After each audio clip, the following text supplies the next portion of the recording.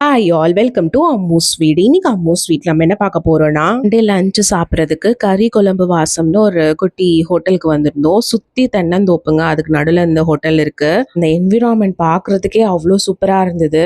2-3 டேஸா பழனியில கிளைமேட்டும் ரொம்பவே சூப்பரா இருந்தது. எல்லாருமே ரொம்ப வெல்கமிங்கா இருந்தாங்க. ஆமா, ஆக்சுவலி நான்வெஜ் மீல்ஸ் ஆர்டர் பண்ணியிருந்தாங்க. முட்டை பொரியல், சிக்கன்ல 2-3 சைட் டிஷ் அதெல்லாம் வச்சு கொடுத்துருந்தாங்க. நாட்டுக்கோழி குழம்பு, மீன் குழம்பு எல்லாமே அல்டிமேட்டா இருந்துச்சுன்னு சொன்னாங்க.